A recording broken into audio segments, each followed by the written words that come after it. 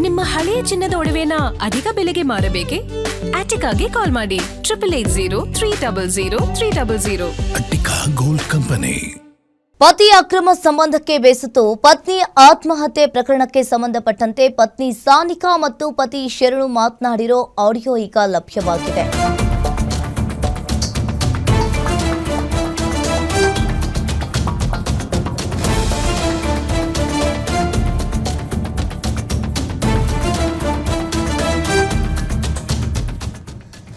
ಪತಿಯ ಅಕ್ರಮ ಸಂಬಂಧಕ್ಕೆ ಬೇಸತ್ತು ಪತ್ನಿ ಆತ್ಮಹತ್ಯೆ ಪ್ರಕರಣಕ್ಕೆ ಸಂಬಂಧಪಟ್ಟಂತೆ ಪತ್ನಿ ಸಾನಿಕಾ ಮತ್ತು ಪತಿ ಶರಣು ಮಾತನಾಡಿರೋ ಆಡಿಯೋ ಈಗ ಲಭ್ಯವಾಗಿದೆ.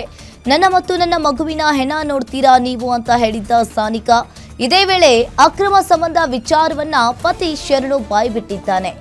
ನಾನು ಅವಳ ಜೊತೆ ನಮ್ಮ ಮನೆಯಲ್ಲೇ ಇದ್ದೆ, ಲಾಡ್ಜ್ನಲ್ಲಿಯೂ ಇದ್ದೆ, 10ಕ್ಕೂ ಹೆಚ್ಚು ಬಾರಿ ಆಕೆಯ ಜೊತೆ ನಾನು ಮಲಗಿದ್ದೇನೆ. ಏನ್ ಮಾಡ್ಕೊಳ್ತೀಯಾ ಮಾಡ್ಕೋ ಅಂತ ಹೇಳಿ ಶರಣು ಸಾನಿಕಾಗೆ ಹೇಳಿರುವಂತದ್ದು. ಪತಿಯ ಅಕ್ರಮ ಸಂಬಂಧಕ್ಕೆ ಬೇಸತ್ತು ಸಾನಿಕಾ ನೇಣಿಗೆ ಶರಣಾಗಿದ್ದಾಳೆ. ಪರಪ್ಪನ ಅಗ್ರಹಾರ ಠಾಣಾ ವ್ಯಾಪ್ತಿಯ ರಾಯಸಂದ್ರ ಮನೆಯಲ್ಲಿ ಸುಸೈಡ್ ಅನ್ನ ಮಾಡ್ಕೊಂಡಿರುವಂತದ್ದು.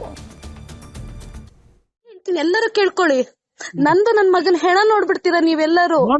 ಅರ್ಥ ಆಯ್ತಾ? ನೀವ್ ಇಷ್ಟಪಟ್ಟು ಮದ್ವೆಗೆ ನೀವಿಬ್ರು ಏನಾರು ನಾನ್ ಇಷ್ಟಪಟ್ಟಿರೋ ನನ್ನ ಇಷ್ಟನೇ ಪಡ್ಲಿಲ್ಲ, ಅದೇ ತಪ್ಪು ಮಾಡಿದೆ ನಾನು. ಫೋನ್ ಮಾಡಿಲ್ಲ ನಾವ್ ಅಕ್ಕ ತಂಗಿ ನಿಮಗೆ ನಿಮ್ ಮದ್ವೆ ನಾವ್ ಬಂದಿಲ್ಲ. ಯಾವಾಗ ನೀನ್ ಅವತ್ ಮಾತಾಡ್ದ ಅವತ್ತಿನ ನಿನ್ ಜೊತೆ ಕಾಂಟ್ಯಾಕ್ಟ್ ಅಲ್ಲಿ ಇಲ್ಲ, ಮಾತಾಡ್ತಾನೆ ಇಲ್ಲ. ಯಾಕಂದ್ರೆ ನಿಮ್ಮಿಬ್ರು ಮದ್ವೆ ನಾವ್ ಬರ್ಲೇಬಾರ್ದು ಅಂತ. ಈಗ ಅಷ್ಟೇ ನಮ್ ಪಾಪ ನೋಡಿದ್ದು ಅಷ್ಟೇ ಬಿಟ್ಟು ನಿನ್ ಏನೋ ಮಾತಾಡ್ಸ್ತಾರೆ, ನಮ್ಮ ಮದ್ವೆ ನೀನ್ ಬರ್ಬೇಡ.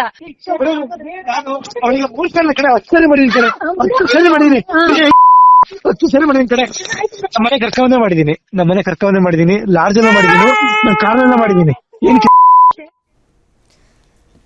ಈ ಬಗ್ಗೆ ಹೆಚ್ಚಿನ ಡೀಟೇಲ್ಸ್ ಅನ್ನು ನೀಡ್ತಾರೆ ಅಜಯ್ ಕುಮಾರ್ ಫೋನ್ ಸಂಪರ್ಕದಲ್ಲಿ ಜಾಯಿನ್ ಆಗಿದ್ದಾರೆ. ಎಸ್ ಅಜಯ್, ಈಗ ಈ ಪತಿಯ ಅಕ್ರಮ ಸಂಬಂಧಕ್ಕೆ ಬೇಸತ್ತು ಪತ್ನಿ ಆತ್ಮಹತ್ಯೆಯನ್ನ ಮಾಡ್ಕೊಂಡಿರುವಂತದ್ದು ಏನಿದೆ, ಇದ್ರ ಬಗ್ಗೆ ಹೆಚ್ಚಿನ ಡೀಟೇಲ್ಸ್?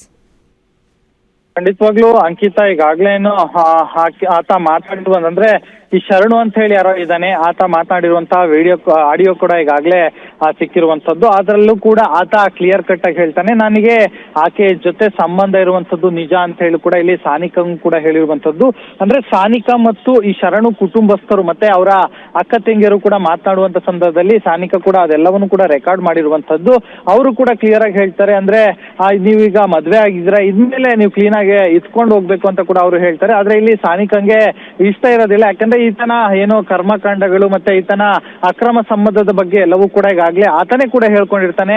ಮತ್ತೆ ಅವರಿಬ್ರು ಮಾತನಾಡಿರುವಂತ ಕೆಲವೊಂದು ಫೋಟೋ ವಿಡಿಯೋಸ್ ಏನಿದೆ ಅದು ಕೂಡ ಪತ್ನಿಗೂ ಕೂಡ ಕಳ್ಸಿರ್ತಾನೆ ಅಂತಾನು ಕೂಡ ಈಗಾಗ್ಲೇ ಸಾನಿಕಾ ಕೂಡ ಹೇಳ್ಕೊಂಡಿರುವಂತದ್ದು. ಸೊ ಹೀಗಾಗಿ ಆ ಒಂದು ವಿಚಾರಕ್ಕೆ ಸಂಬಂಧಪಟ್ಟಂತೆ ನಾನು ಆಕೆ ಜೊತೆ 10 ಬಾರಿ ಹೋಗಿ ಬಂದಿದ್ದೀನಿ, ಮತ್ತೆ ನಾನು ಲಾಡ್ಜ್ ಅಲ್ಲಿ ಕೂಡ ಆಕೆ ಜೊತೆ ಸೇರಿದ್ದೀನಿ, ನನ್ನ ಮನೆಗೆ ಕೂಡ ಕರ್ಕೊ ಬಂದಿದ್ದೀನಿ, ಕಾರಲ್ಲಿ ಕೂಡ ನಾವು ಸೇರಿದೀವಿ, ಅದೆಲ್ಲವೂ ಕೂಡ ಆಗಿರುವಂತದ್ದೇ, ನೀನ್ ಏನ್ ಮಾಡ್ಕೊಳ್ತೀಯ ಅಂತ ಹೇಳಿ ಒಂದ್ ರೀತಿ ಮಾತನಾಡಿರುವಂತದ್ದು. ಸೊ ಹೀಗಾಗಿ ಆ ಒಂದು ವಿಚಾರಕ್ಕೆ ಸಂಬಂಧಪಟ್ಟಂತೆ ಆಕೆ ಕೂಡ ಸಾಕಷ್ಟು ಹರ್ಟ್ ಆಗಿದೆ. ಆ ಒಂದು ವಿಚಾರನ ಆಕೆ ಮನಸ್ಸಲ್ಲಿ ಇಟ್ಕೊಂಡು ಯಾರ ಬಳಿಯಲ್ಲೂ ಕೂಡ ಅವ್ರ ಮನೆಯಲ್ಲೂ ಕೂಡ ಹೇಳ್ಕೊಂಡಿರ್ಲಿಲ್ಲ, ಯಾವಾಗ್ಲೂ ಕೂಡ ಒಂದ್ ರೀತಿ ಪ್ರೈವೇಟ್ ಆಗಿ ಇರ್ತಿದ್ರು ಅಂತಾನು ಕೂಡ ಈಗಾಗಲೇ ಅವರ ಕುಟುಂಬಸ್ಥರು ಕೂಡ ಹೇಳಿರುವಂತದ್ದು. ಈ ಒಂದು ಕಾರಣಕ್ಕೆ ಆಕೆ ಈಗಾಗಲೇ ಆತ್ಮಹತ್ಯೆ ಕೂಡ ಮಾಡ್ಕೊಂಡಿದ್ರೆ. ಅಂದ್ರೆ ಆಕೆ ಸ್ಪಷ್ಟವಾಗಿ ಹೇಳ್ತಾಳೆ, ನನ್ನ ಮತ್ತೆ ನನ್ನ ಮಗುವಿನ ಹೆಣವನ್ನ ನೀವು ನೋಡ್ತೀರಾ, ನಾನು ನಿಮಗೆ ಬುದ್ಧಿ ಕಲಿಸ್ತೀನಿ ಅಂತಾನು ಕೂಡ ಹೇಳ್ತಾರೆ.